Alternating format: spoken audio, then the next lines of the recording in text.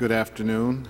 I'm Wayne Moore. I'm the Chief Financial Officer at the Southern California Association of Governments, and I'll be your moderator for the South Los Angeles Transportation Panel this afternoon.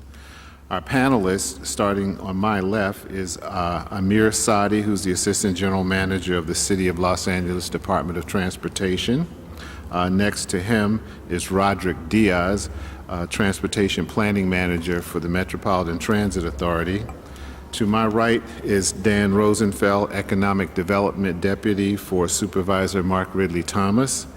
And to his right is Tanua Thrash, the Executive Director of the West Los Angeles Economic Development Corporation.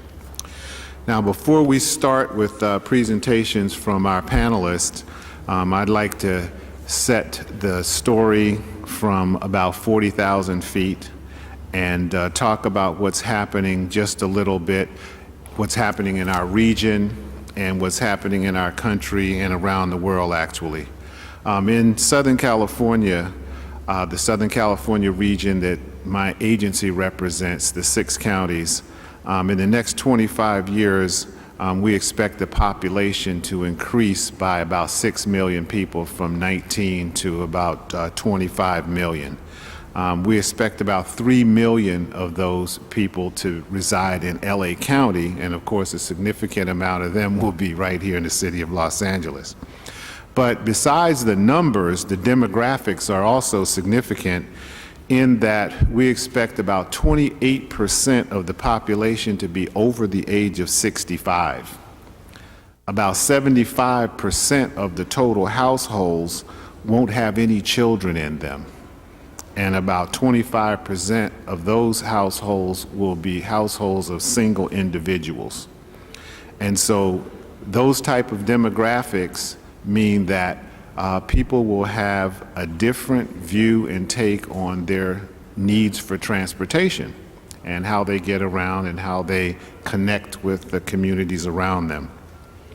The price of energy and these demographic changes then are driving transit development, not only in the country and the region, but right here in our city.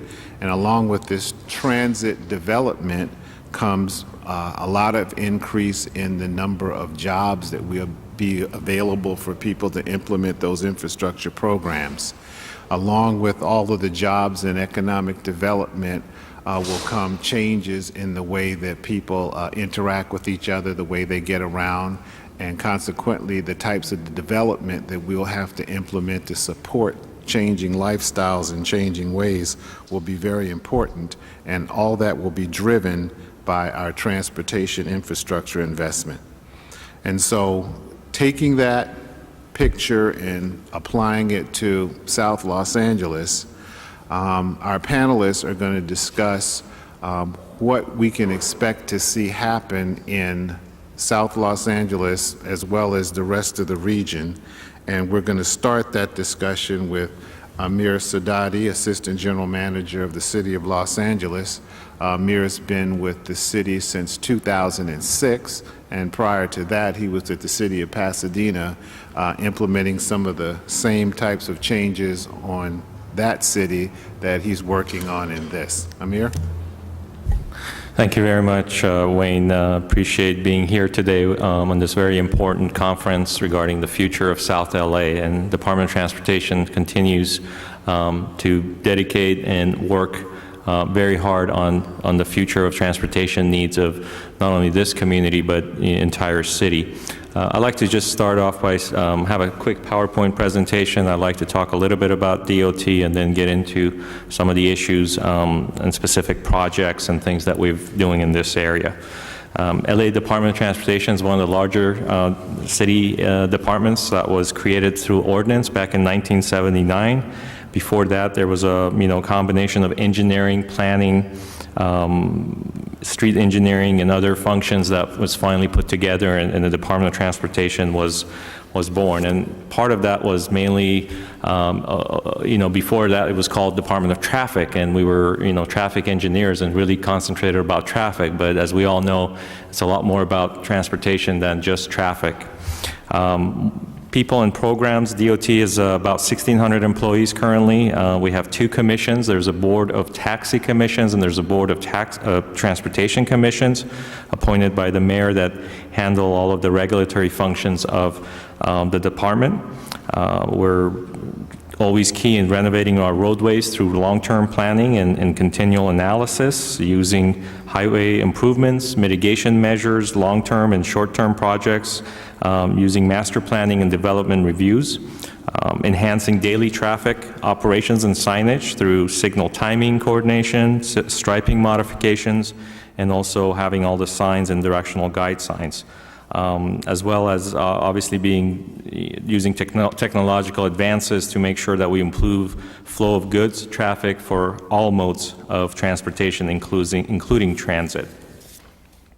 Some of the key areas of the department are we're responsible for traffic control. We have over 600 plus traffic officers that have a dual role. They monitor and patrol the streets for the parking violations as well as traffic congestion relief and standing in the middle of the intersections and making sure that we don't have gridlock.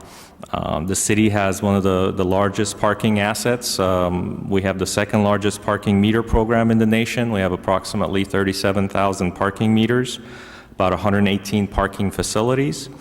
The City of Los Angeles also has over 300 buses. We run our commuter bus program called Dash, that we have them in the different communities.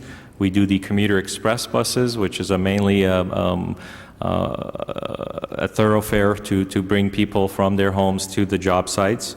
And also, we have just recently done a major bicycle plan with the help of the city planning. We now have a backbone of a 30-year look at our bicycle plan, and I'll get into some of those areas later in this presentation.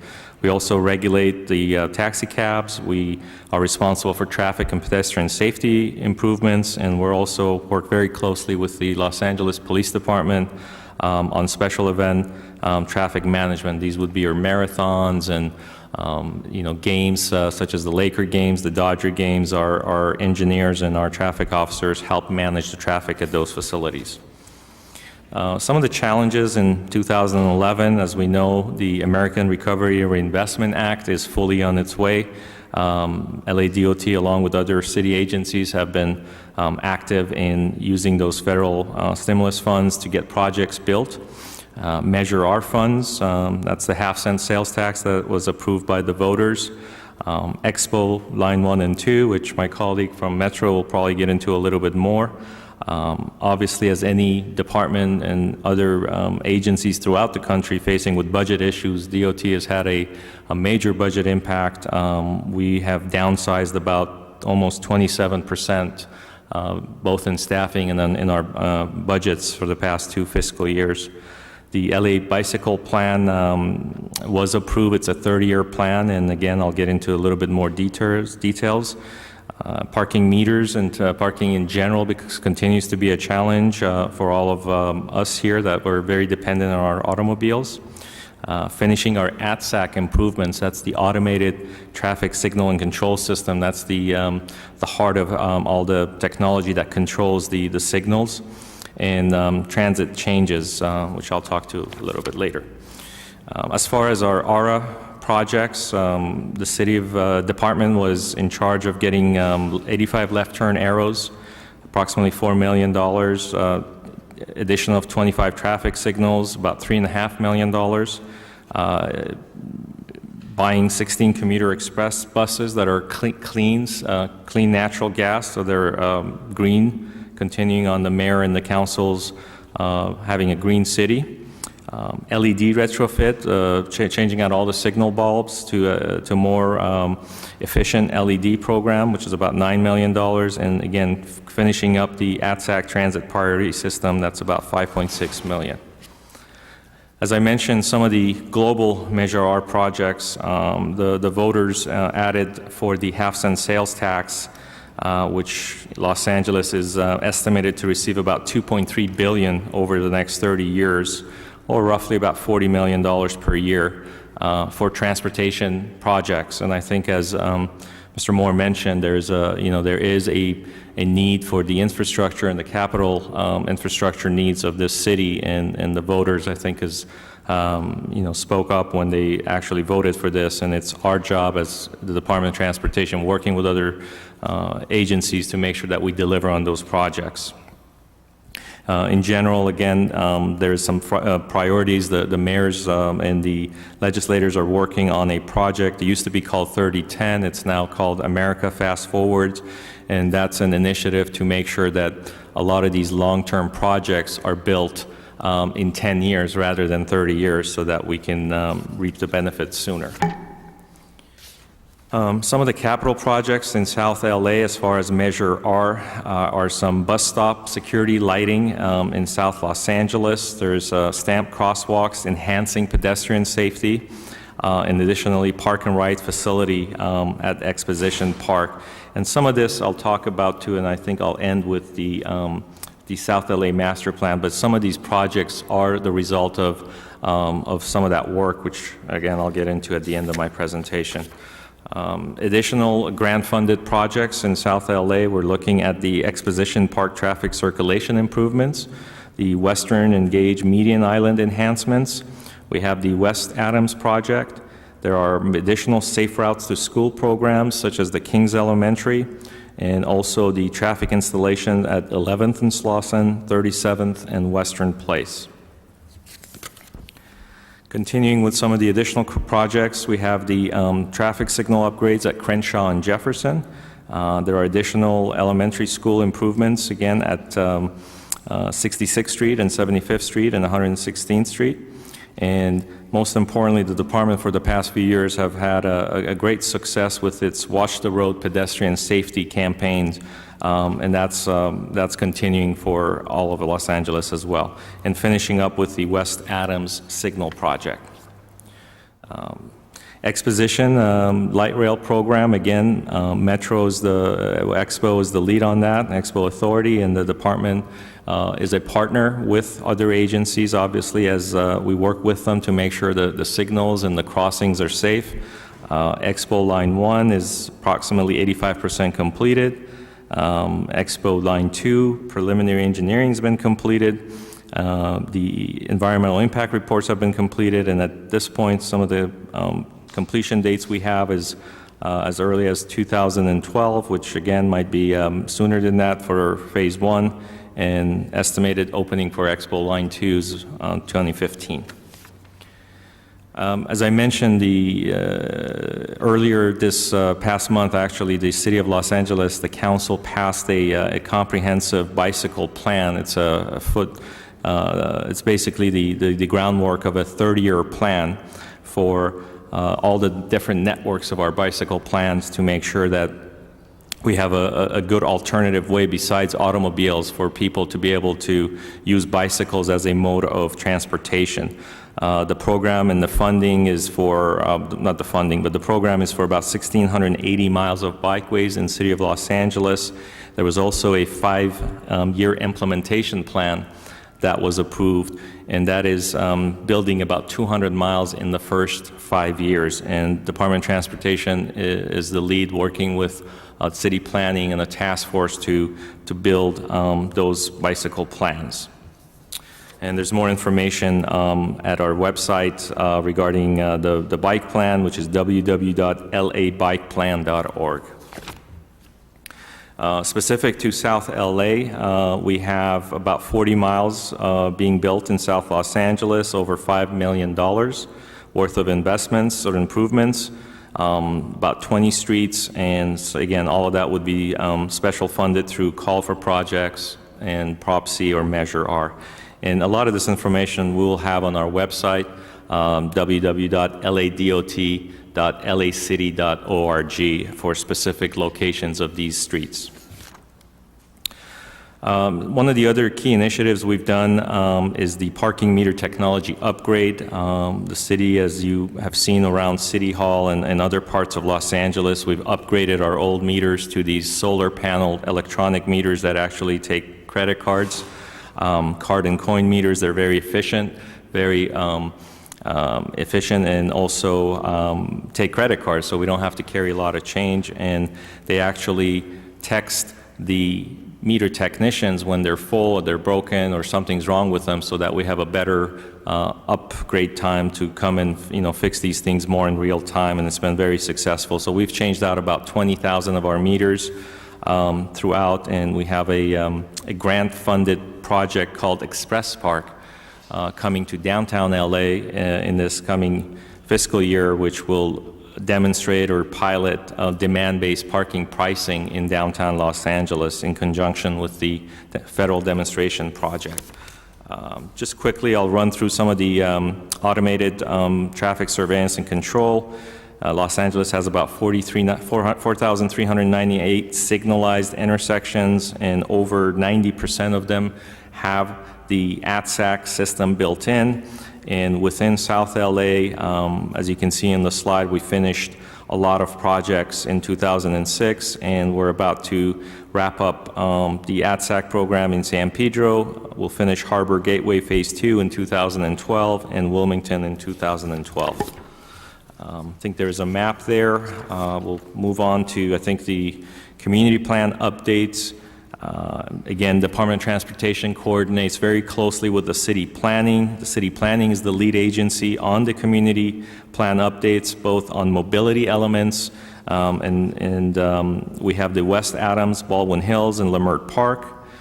We've finished the draft EIR for the South Los Angeles, and also the South Los Angeles draft EIR is about to be released in February of 2012.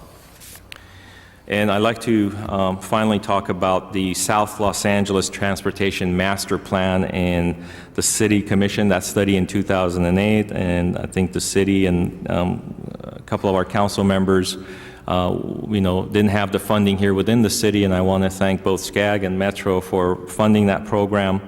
The study was completed in 2009 and really looked at some of the key initiatives within transportation within a 52 square mile of South Los Angeles. We do have that full study on our website.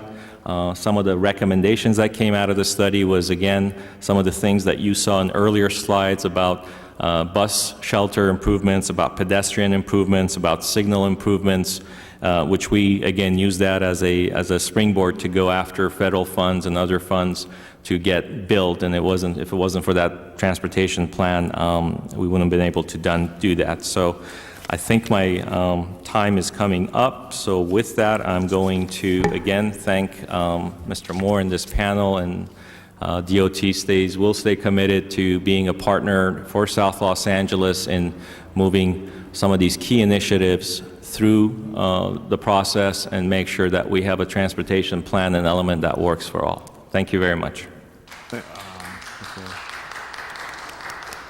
Thank you, Amir.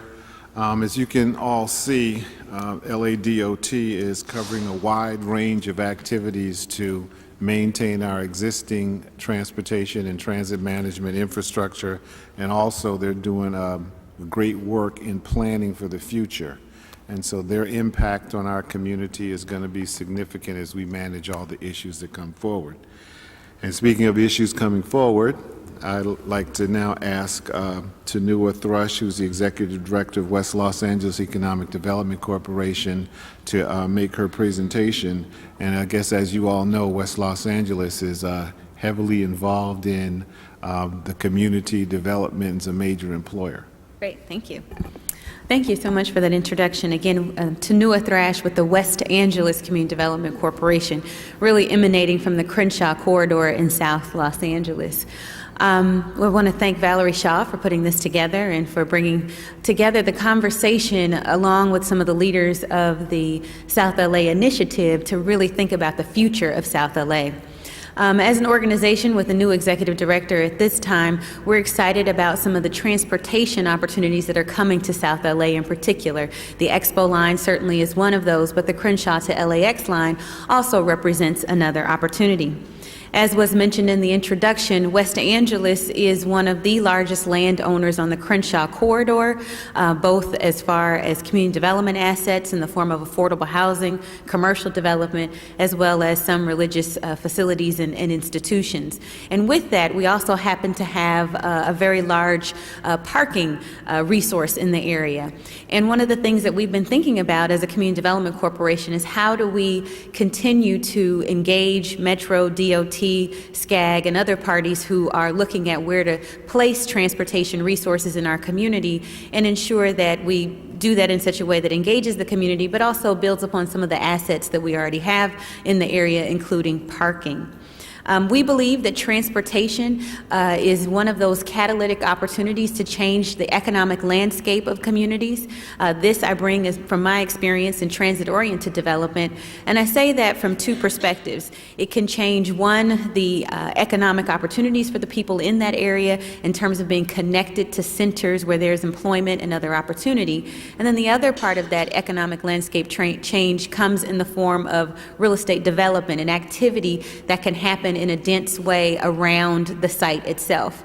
We've seen in other parts of Los Angeles, particularly along the Wilshire Boulevard corridor, where there have been large real estate projects that really change sort of the nature of planning as well as development in those areas that includes more high-rise, more dense commercial as well as housing developments. And for South LA, generally our grid is laid out in such a way that we have a single-family housing neighborhood with a few areas in some blocks where you've got apartment complexes, but by and large, the area is single-family homes and is zoned in that way accordingly.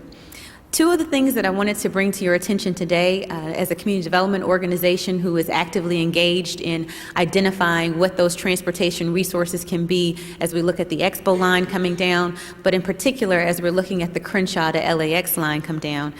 One of the two is economic development. And that includes jobs, employment, and supplier diversity. And the other area really has to do with real estate development and transforming the neighborhood in such a way that we're active in determining what are the best kinds of resources that should be clustered around the area. And that actually picks up on the conversation that I believe you were having earlier with the health panel when you were talking about what are the best kinds of resources to cluster around transit. The first area that I'll talk about really relating to economic development, again, jobs, employment, and supplier opportunities. We want to make sure, to the extent that Metro is going to make a $1.7 billion investment, more than a $900 billion investment in Expo, that there are opportunities where people, not only locally, but folks who might not otherwise have the right skill set, are beginning to plan as the lines come online to have the skill sets to be ready and available to take not only the construction jobs, but the permanent jobs that this will create as well. So you're talking your train operators, you're talking your specialists who can actually maintain these facilities, the tracks, the trains themselves as well. It's really important that we begin to think about what are the career ladders and paths, prepare people accordingly, and as these trains come online, we've got the infrastructure of having the human capital available in the neighborhood to take advantage of that. Again, with these billions of dollars of investment, there is opportunity for vendor and suppliers to support the work that happens. A lot of times we focus on the work that happens at the construction phase, but there's also a permanent phase. And we're encouraging Metro to look at small businesses, especially those that are located in the areas where the line is going to go through, to ensure that there are supplier opportunities, because we know that suppliers who are local often hire local and often hire folks in the neighborhood who we're looking to find placements for. So we want to make sure that the supplier chain that becomes available based on the fact that we've got permanent trains that are spending in operations excesses of millions of dollars, that small businesses have a chance to take advantage of that. And again, that begins with the planning now. As we understand what are going to be some of the supplier requirements, we want to make sure our businesses are in a position to take advantage of that. The other area we want to make sure we focus on, again, is real estate development. We've got some great successes in the city of Los Angeles and really across our region where you have transit-oriented development. We believe, though, at West Angeles that it's going to go beyond transit-oriented development, meaning one commercial corner, one node. It really is about a transit planning district. And what we're calling for now in the Crenshaw corridor and parts of South Los Angeles is how do we put together a transit planning district. And what that means is that we're thinking about where the lines are coming from, what other connections they're making before they get to South Los Angeles, and how, if they're coming from employment hubs, if it's coming, or if there is a place of terminus in South Los Angeles, in South LA, where the train is ending at a particular place, do we have the right kind of parking? Do we have the right kind of retail? Do we have the right mix of opportunity that's there, so that we can really take advantage of that, create the tax base and revenue, create the small businesses that we're looking for, and again, the jobs. So we're looking at the various nodes along the corridor. Where are the major intersections? So when you think about Expo and Crenshaw to LAX intersecting, what does that represent in terms of an opportunity for a major exchange in our city of housing, retail, office, and other types of development? We'd like to see an opportunity where we can take a look at each node, sort of one by one, in the context of where it's coming from, where it's going, and really begin to plan, does this node need healthcare facilities? Does this particular area need retail, or is this an area where we really need to focus on office and certain kinds of industrial users? And with that kind of transit planning, we can then really think about the direction of development that takes place, so to the extent that there are public and private land assets that are available, and we have developers who are going to be coming to our neighborhoods looking for opportunities, we want to make sure that the community has been engaged in that process early on and can really help direct the direction of that. And then finally, I'll say with land assets, I understand I was at a panel earlier this week, and the Dukakis Institute put out a study, and it said that there is no way really to achieve the transportation greats that we hope to achieve in terms of reducing gas emissions, increasing public health, increasing access to transit. We cannot do that without also ensuring that we have affordable housing in those places. We don't want to have a city where the only people who can live there are the people who can afford certain kinds of housing and certain kinds of retail. And so it's also really important that we plan to have everybody at the interchange of the transit that we have in place. And at West Angeles, we are looking for and have identified in some cases along the Crenshaw corridor where some of that affordable housing can be put in place to strategically think about and really ensure that everybody is going to participate in the transportation wave of opportunities for South LA.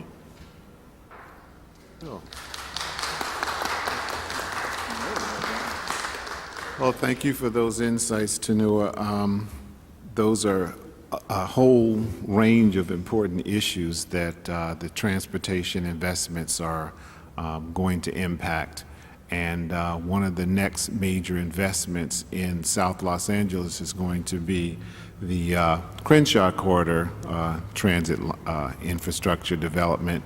And today we also have Roderick Diaz, who is actually the project manager for the Crenshaw Corridor project. Roderick? Thank you, Wayne.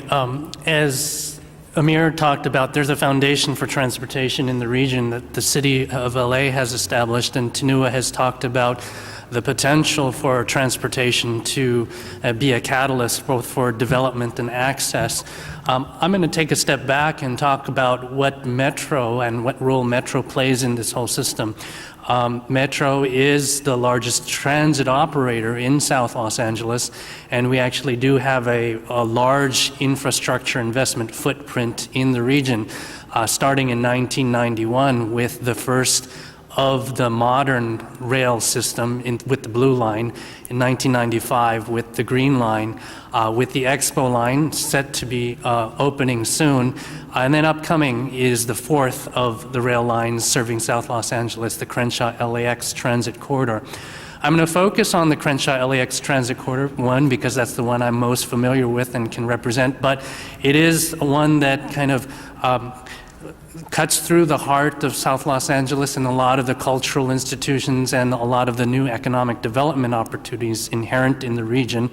And with the first slide, you see that it's a north-south line that essentially connects the Crenshaw communities with the city of Inglewood, but it also has a broader reach in terms of connecting with the South Bay and LAX on the south end, and with the connections to the Expo line on the north end. It connects to the west side and downtown Los Angeles. So we see the reach of the network happening here. Now, the system includes many different grade separations. There's a lot of discussion about that. And up to about 50% of the line is grade separated, either in above grade separations or subway tunnels. And that's actually somewhat remarkable for light rail. It is somewhat unusual, and it's kind of a testament to the amount of planning attention that's gone into this line.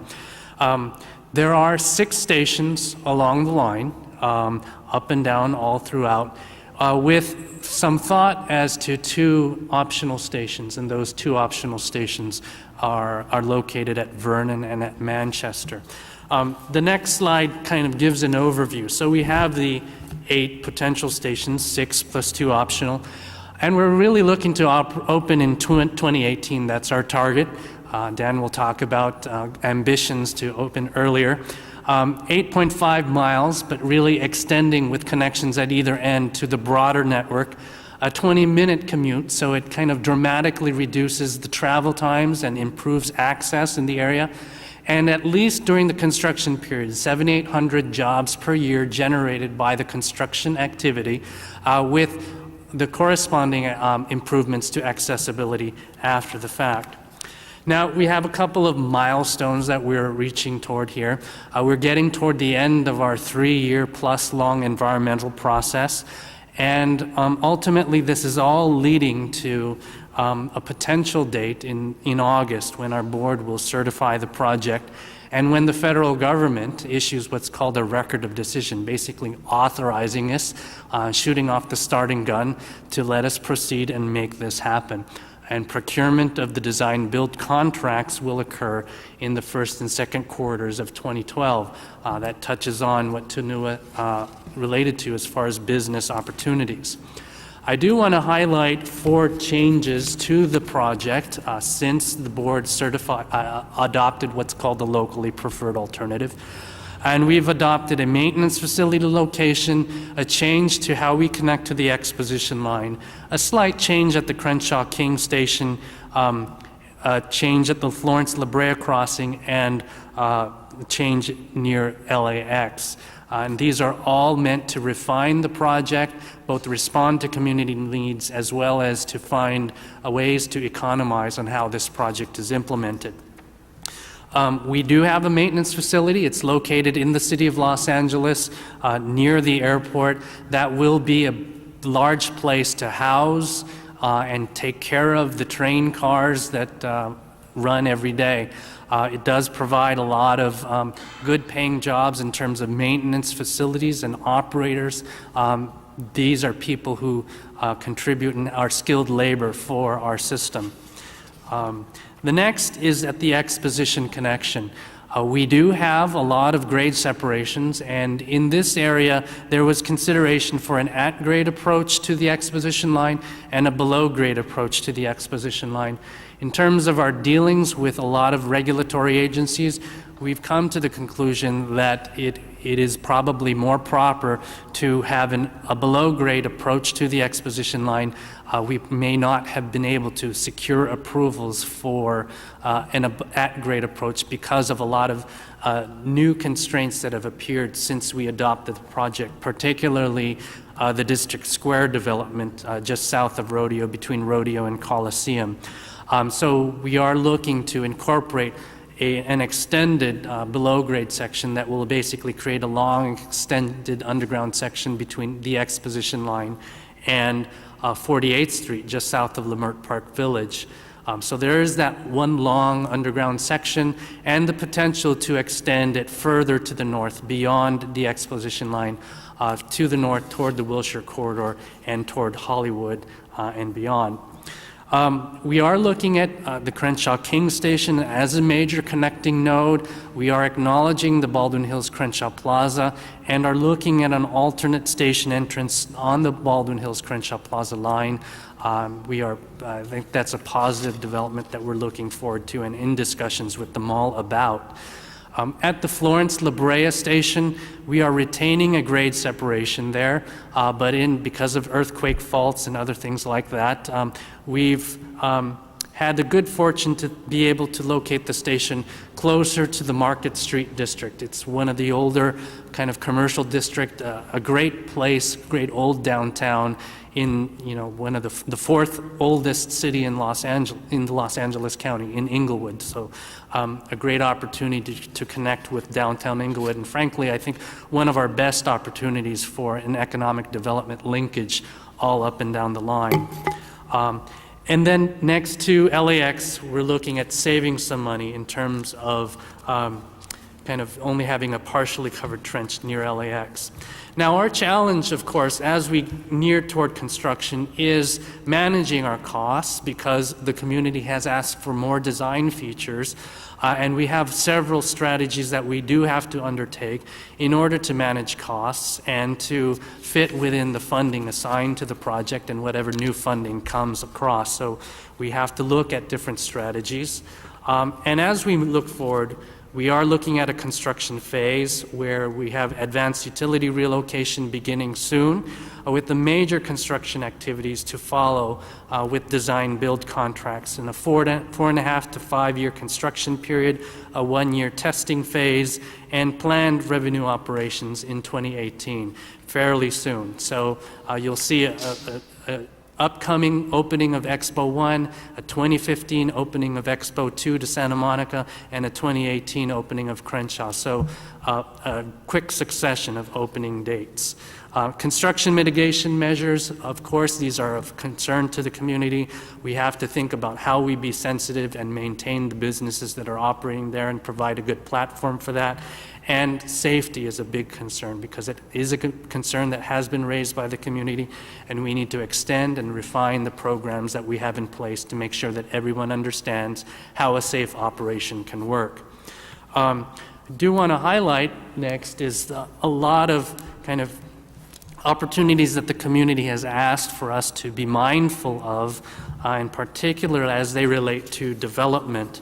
And then a platform development is often landscape improvements. We are working with this Community Redevelopment Agency to coordinate with a broad program that they already have in place for landscape improvements up and down the Crenshaw corridor through grants that they've received from the state, and we're cooperating with them related to that. As well as some work that we have done and are working with the City Planning Department on preparing different development scenarios. If you can advance the slides, maybe just one to just show all of the landscape improvements and where they're located. And then on the next slide, we'll show our activity related to coordination related to planning. We did undertake over the last year a lot of work with the community to imagine what development scenarios might look like around our station. And if we can go to the next slide, we can kind of see one scenario that was floated around. But I do really see that a lot more ambition can still come into play as these community plan updates that Amir referred to are refined and finalized. Certainly this is a low density in terms of the residential nature of the corridor, but in order to take full advantage of the accessibility that's in place here, we can do a lot more imagination as it relates to how the commercial corridors can fit. There is a great nodes all up and down the line at Century Boulevard where the airport is, in Leimert Park Village at the King and the potential Vernon Station. But at Exposition in Crenshaw, you see there the West Angeles Cathedral. But this is a great node. We can even think of possibilities that are even more ambitious than what are shown here With the node that exists between the connection of the Crenshaw and Exposition lines, there's a lot of opportunity. We can imagine a lot more, and I would encourage that thinking to come into play as we think of this. Do we want to limit ourselves to maybe a low to medium density thinking, or do we want to take full advantage to allow the benefits of higher intensity to translate to the rest of the corridor? With that, I will end, and I think there's more discussion to be had. Thank you. Thank you, Roderick. This project is a very interesting project because it emphasizes to a greater extent the linkages between what's going on in South LA and the projects and their connection to the rest of the region, because as Roderick said, this line will go through Inglewood and make a connection into the South Bay area and also LAX. And so it's not just a South LA project, it's essentially a regional project that, you know, kind of connects a lot of different activities together. So next, we're going to ask Dan Rosenfeld to give us some insight into the economic development opportunities that these transit projects are bringing to the region in South LA. And of course, he's been in and out of the private and the public sector in the development area, and he's currently working in Supervisor Mark Ridley Thomas's office. Dan? Thank you, Wayne, and good afternoon. These are truly exciting times in South Los Angeles. As tough as the economy is all around us, there is an astounding and unprecedented level of public investment in the South Los Angeles communities, and it's primarily in two critical areas. One is healthcare, which Yolanda Vera talked about earlier, the $300 million opening of a new Martin Luther King Medical Center in Willowbrook, the $300 million enhancement to Harbor UCLA Medical Center, the South Health Center at 118th and Wilmington, and other health investments. But by far the biggest is in the area of transportation, and this is in large part due to Measure R, the voter-approved sales tax override, which combined with Prop A and Prop C gives transportation planners an opportunity to really remake the urban fabric of Southern California and create opportunities for prosperity everywhere. And our challenge is to build off the resources that we have. And this chart here, this first diagram, is a very, very important one. It's a computer simulation prepared by SCAG, and the computer was asked two questions. If we have the demographic growth in population that Wayne described earlier, and if we are to take seriously our air quality attainment goals in terms of greenhouse gas reduction and climate change control, where would the additional population need to be accommodated? And what the computer shows here in a summary form is that it's not in the suburbs, it's not in the mountains, it's not even in the San Fernando or San Gabriel valleys. It is largely in the form of urban infill development in existing communities and primarily the mid-city areas and South Los Angeles. So there's the potential to remake South Los Angeles as an area of substantial new investment and substantial new prosperity. This is the only way we can meet our greenhouse gas goals and accommodate the growth that's projected. Next picture. What kind of development would that involve? The word density scares a lot of people, but new investment doesn't need to be dense, it doesn't need to be tall. These are four examples of buildings that have been built on the metro system already. The upper left-hand one at Wilshire, Vermont in Koreatown is over 100 units per acre, but it's only 7 stories tall. It's a mixed income project with affordable and market rate units over retail over a subway station. On the upper right, a project in Pasadena over a light rail station. The lower left, that's a Mears building, the Department of Transportation building. Downtown, a government building, and in the lower right, a public building, the California Endowment, all at transit stations, all taking advantage of proximity to public rail transit. Next.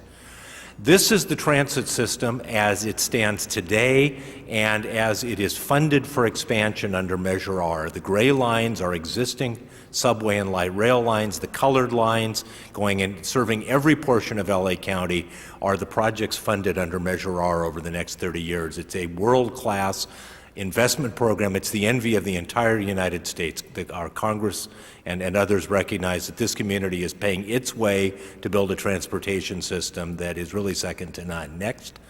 Here's the metro map many of you may have seen. These are the operating subway and light rail lines today. And in the next chart, next please, our office has shown what's coming in South Los Angeles. The purple line, which is the subway to Westwood, runs across Supervisor Ridley Thomas's district on the north. The Expo line under construction runs east-west in the middle. The green line below that, 3 east-west transit lines either in place or under construction, and 3 north-south lines, the Crenshaw line on the left, the Silver line and the Harbor Freeway in the middle, and the blue line which exists on the right. That's a transportation network for South Los Angeles that provides access probably greater than in any other part of the county. Next. So we look at the supervisor's district, which includes many portions of the Los Angeles city. I see representatives of Councilmember Park's office, Ms. Perry, Mr. Wesson, with whom we work closely on this, as well as the cities of Culver City, Compton, Carson, Inglewood, Hawthorne, and others. These are the transit lines shown in South Los Angeles, and the numbered circles are transit-oriented development sites. Tanua talked a little bit about the potential for housing, for economic development, but also for local business contracting and local hiring around each of these stations. These are sites that our office and in cooperation with Metro, SCAG, City of LA, and others will try to create community-sensitive development so the transfer ridership will prosper and these neighborhoods will develop as we've seen successfully happen on the Pasadena Gold Line and on the Red Line to Hollywood. Next. This is one of the key projects that we'll focus on. It happens to be at a transit station where the blue line crosses the green line. It's the Martin Luther King Medical Center in Willowbrook. The red buildings are hospital and medical buildings that are funded under construction. There's 19 projects listed at the bottom of this slide, which we see following medical office space, workforce housing, education from daycare through Charles Drew University's MD program, healthy retailing, fitness, and other aspects of a total health community, not just a hospital. And the hospital portion, the one the community has been seeking with the greatest impatience, will open in early 2013. That work is under construction. And this really only works because it is at a major transportation hub. Next. Part of the challenge is to build this impressive amount of investment, and it'll require cooperation between the public sector and the private sector. Private firms are heavily involved in design, construction, and in some cases operation of the system. We'll look at private financing and other forms of public-private partnership. But both at Metro and in the county, we'll develop very robust programs for small and local business contracting opportunities and already have instituted 8 separate programs for local hiring. On the Expo line, on the Crenshaw line, Martin Luther King Hospital, and other projects, we now mandate that 30% of the work hours on those projects be contracted with residents living within a 5-mile radius of the project or within high unemployment zip codes, and that of that 30%, a third or 10% of the total be offered to individuals who are considered disadvantaged workers and need an extra assist in getting started. And we've met those goals so far on Harbor UCLA and the South L Center project and have exceeded them substantially on the Expo project. So that will be a very high priority, that the contracting and the workforce on these projects matches the demographics of the communities that they serve.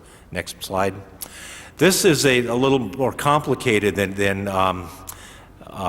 perhaps it needs to be, but what this really takes the transit investment to the next step. What we have done in the columns on the left is identify 5 priority communities for which the county is local government. These are unincorporated areas: Athens, East Rancho Dominguez, Florence, Firestone, Lenox. And what we are trying to make sure is that every public resource that is available to assist the economic development of these communities is in place. So in the rows on the left are planning dollars, bus systems, libraries, parks, farmers markets, housing, And we want to make sure that every cell here is covered. In other words, that we are providing every form of benefit in every community that we serve. Next slide.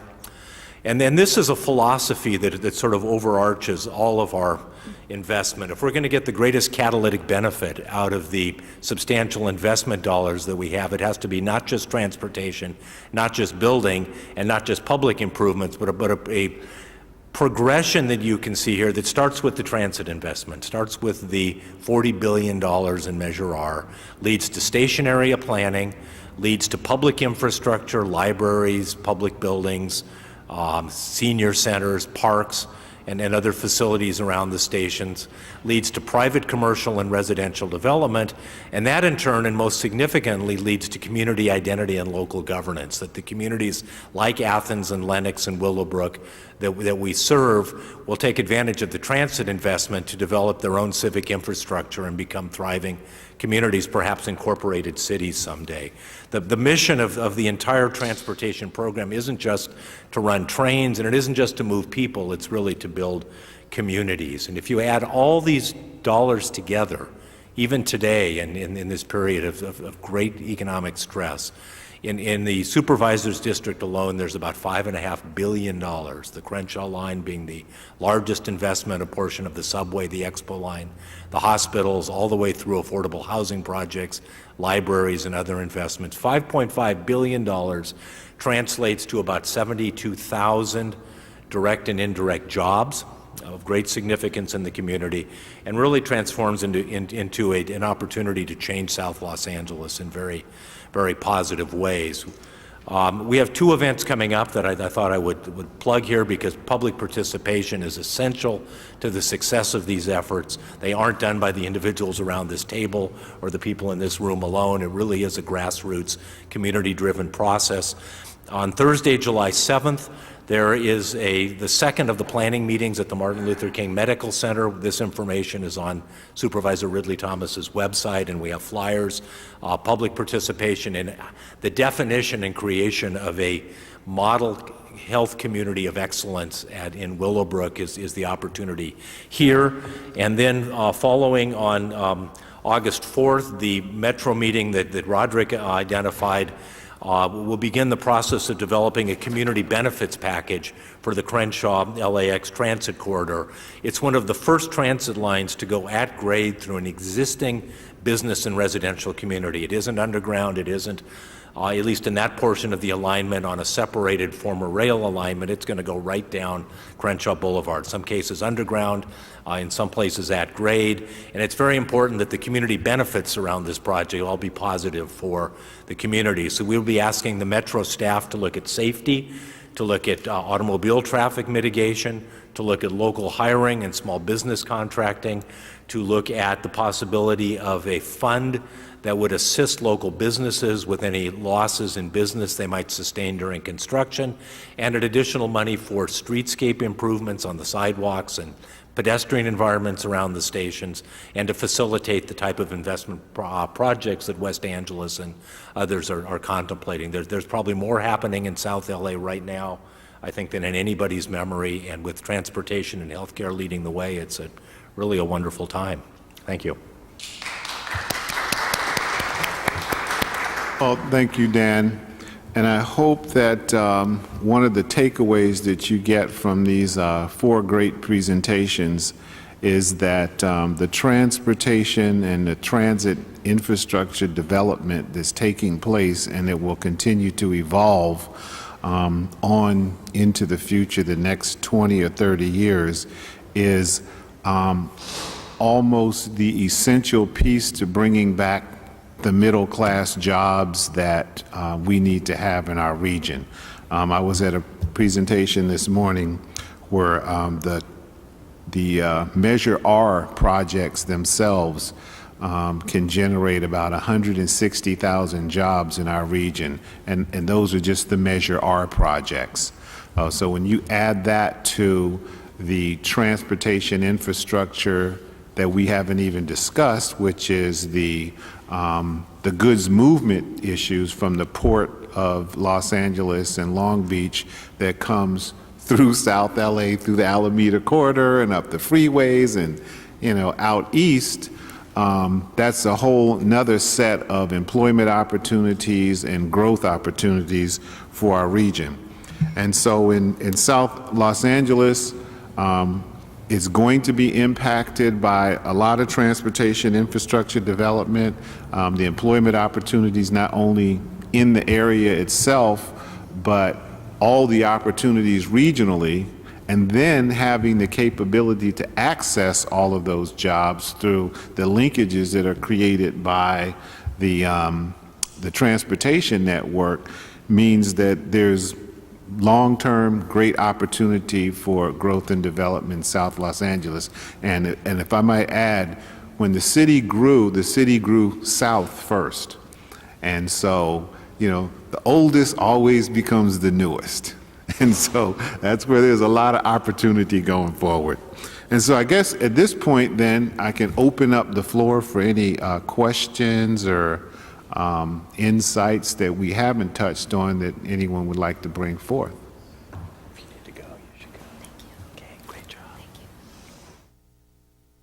job. Hi, David Roberts of the University of Southern California. Tanu, are you going? I am. Oh, okay. One question. This is an economic development question because this is you were both indicating, Dan and Tanu, I think all the panelists, that it's a great opportunity for economic development with the transit-oriented development around the station sites.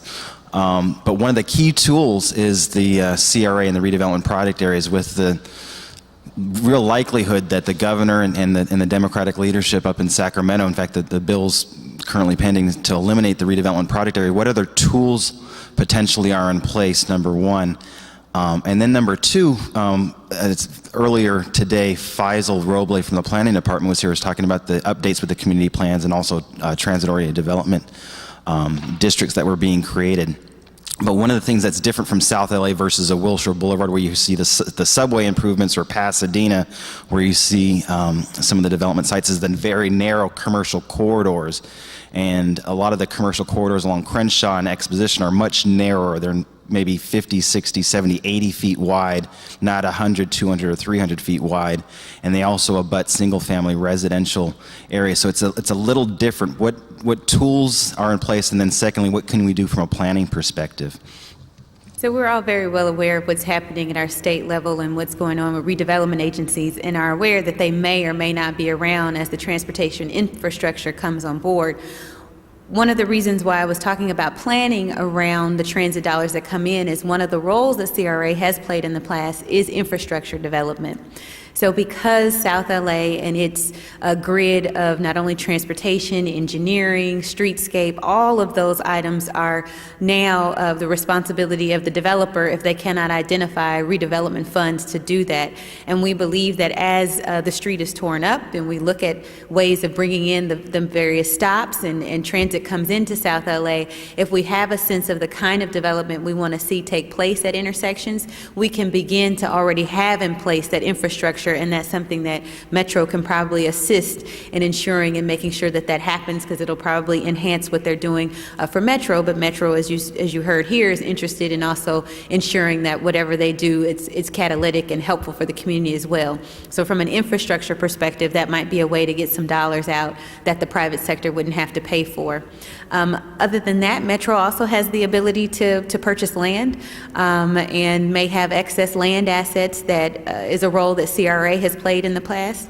And with that ability to purchase land assets, as they're going out and identifying where those land assets might be, the community might want to be engaged in that process and assist Metro in figuring out where might be a good place to make purchases that could be joint use development opportunities in the future.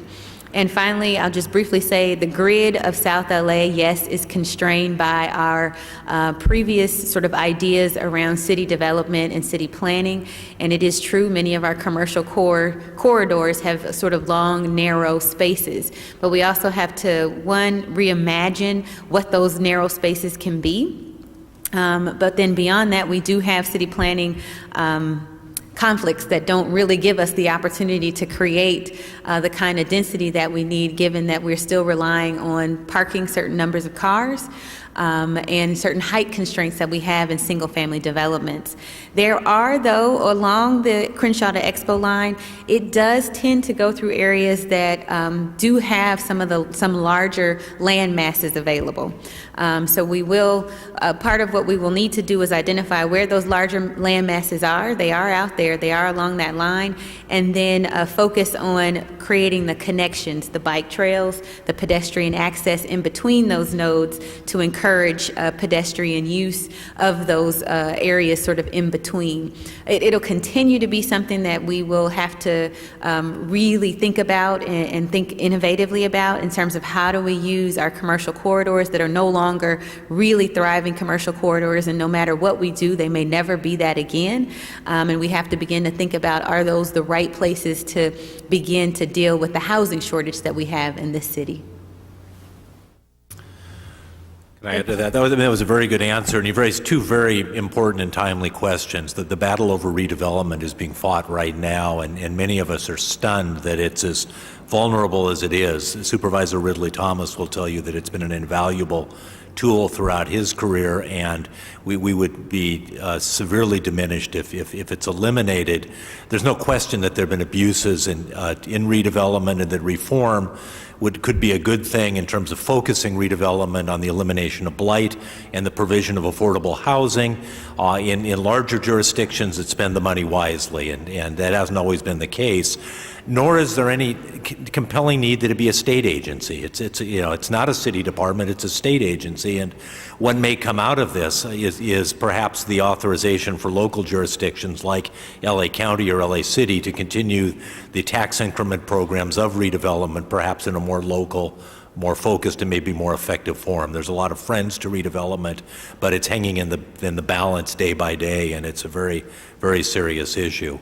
The other question I think you raise is the role of institutions like the University of Southern California in the economic future of the South Side. And what we've learned from other cities around the country who are dealing with generational change in neighborhoods is that there are certain legacy institutions that must stay where they are, that become the backbone of economic development. It's very hard to get a new high-tech company or an aerospace manufacturer to come to South LA. We may get a rail car manufacturer because we're going to need the rail cars here, but one of the obvious places to start an economic regeneration strategy is around legacy institutions, and that's our hospitals like Martin Luther King, existing research facilities like LA Biomed in West Carson, and it's significantly and perhaps preeminently the University of Southern California, which has become a world leading institution, has stayed committed to the neighborhood, and it's employers like that and the businesses they create and the workforce they train that are probably one of the key starting points in a strategy for improvement of South Los Angeles. Good afternoon. I'm Pastor Logan, Ruach Christian Community Fellowship. I don't know to what extent you've been following the discussions with the NTA and the community, and the recent hearing that took place at the MTA board, where Mark Ridley Thomas and a lot of community leaders talked about the Crenshaw line and the impact in the Leimert Park area and the Park Mesa application, and what you may think about the impasse as it relates to funding and the feasibility of a topical application versus the subterranean, or did you have any particular perspective on that? Thank you. Do you want to start? Now, related to the recent issues which came about, I'll address them a little bit separately, but I guess I'll want to highlight that this is a $1.7 billion investment. It is a pretty substantial investment in South Los Angeles, and the adoption of the project to begin with is an acknowledgement of the need for such an investment within South Los Angeles.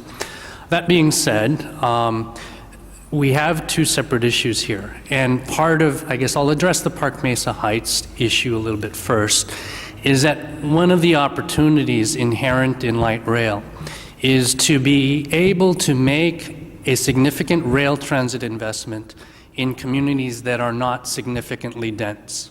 And so in low to medium density communities, we can implement rail investments without having it be a heavy rail system, because heavy rail systems typically require very high densities in order to be justified.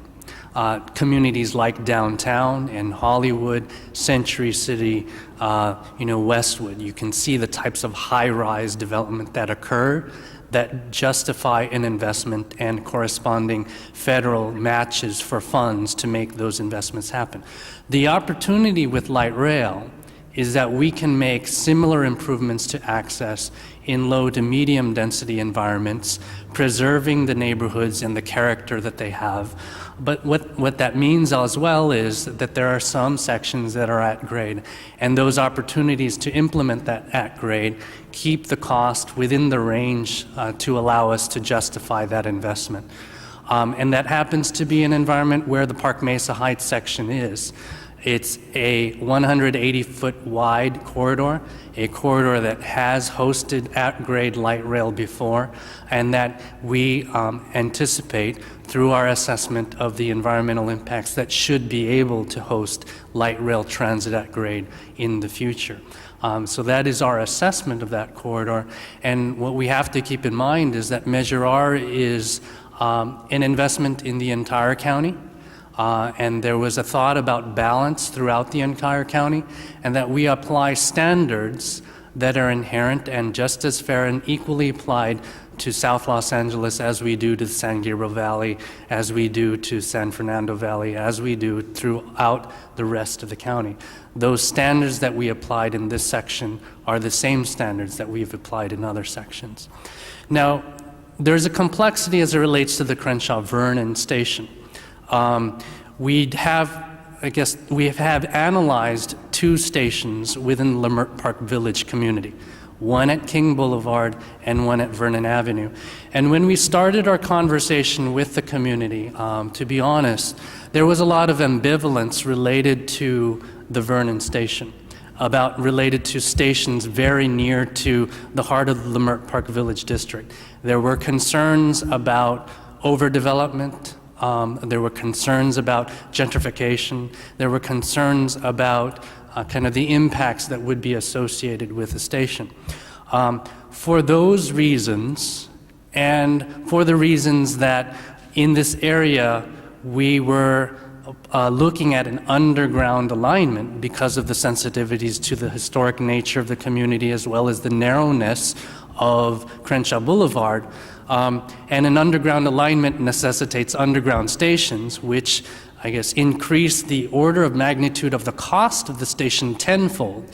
An at-grade station can cost $15 million. A below-grade station would cost 10 times that much, about typically $150 million. Now, we were able to bring the cost a little lower, but because of that order of magnitude difference in the cost, we do have to think about those types of trade-offs, and we did make sure to carry through the analysis of the environmental impact review, the ability to make that station happen.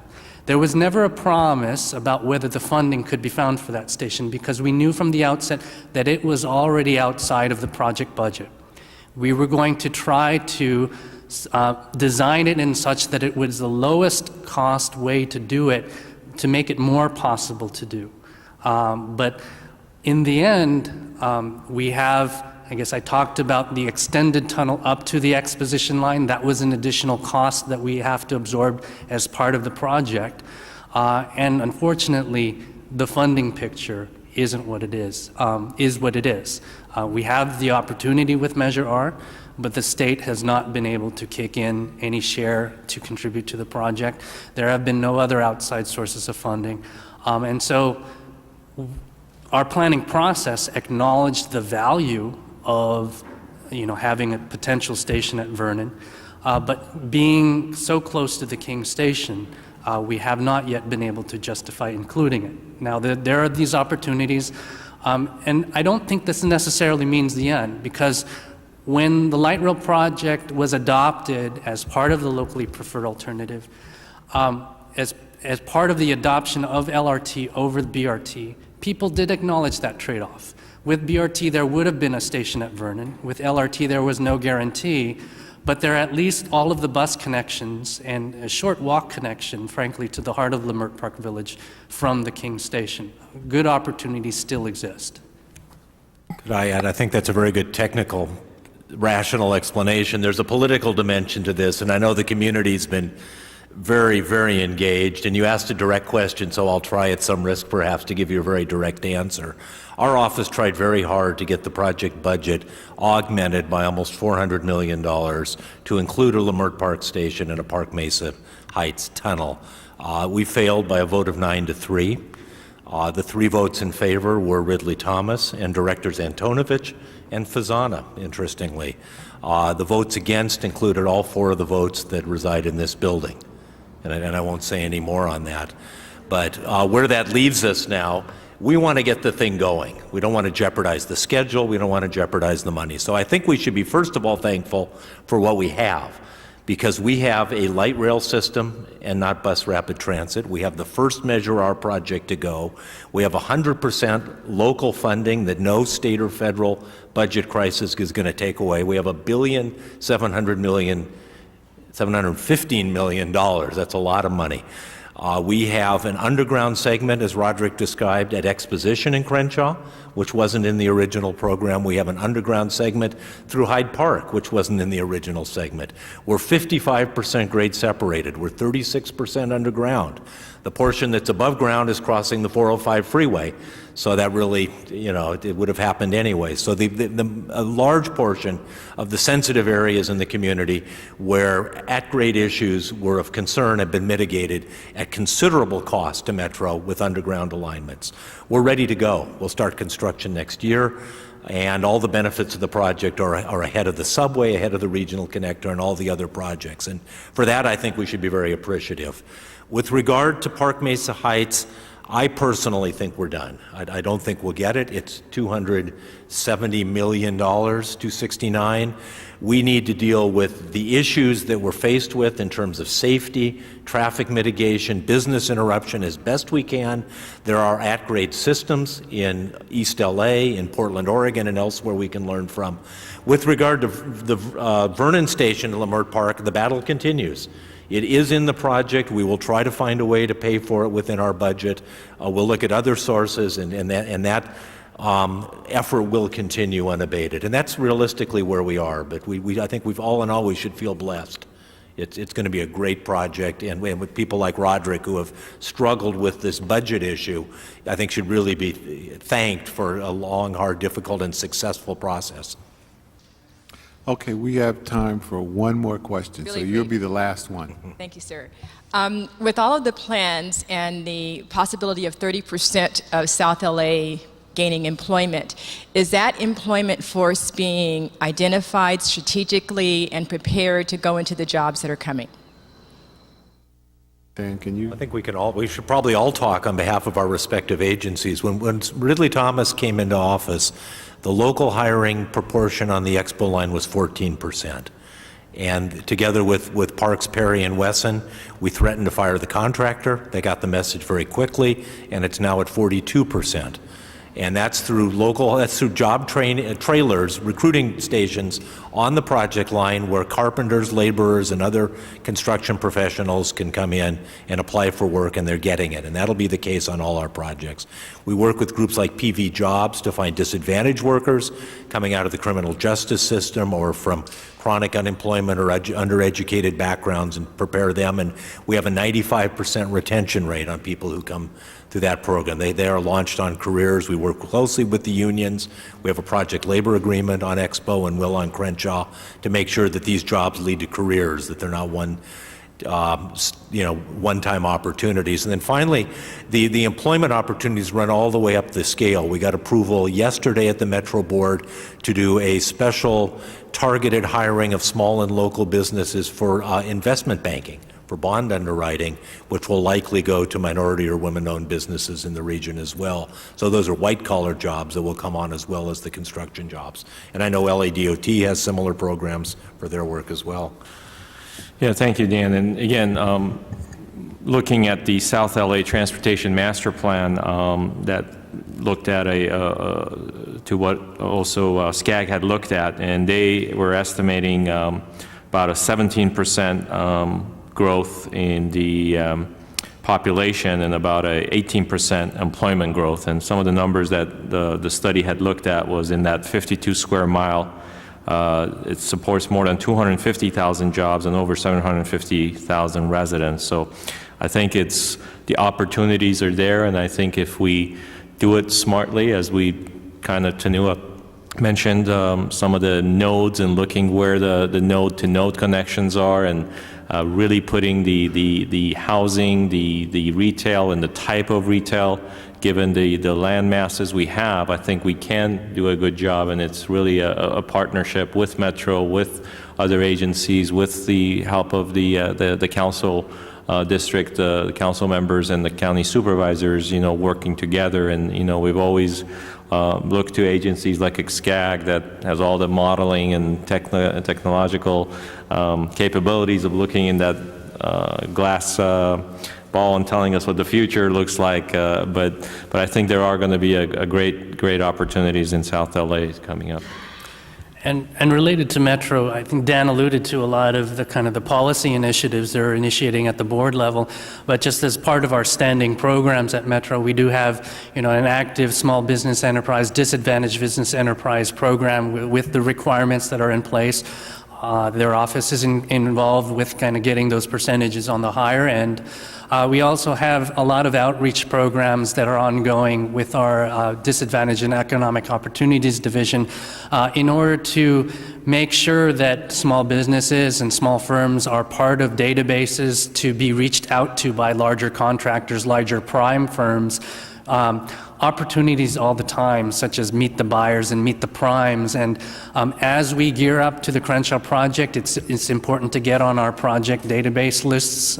You can certainly reach out to me and send me an email at Diaz, D-I-A-Z, Roderick, R-O-D-E-R-I-C, at RICK at metro.net, and I'll make sure that you're on project mailing lists. We will be having industry outreach in the fall related to contracting strategies. Those may be good opportunities to get in touch with prime contractors, prime designers as part of the next phases of business. A lot of opportunities out there, but it's just important to stay connected and tuned to how things are procured. Is that it? Okay, then I'd like to thank everyone for participating this afternoon. Thank you.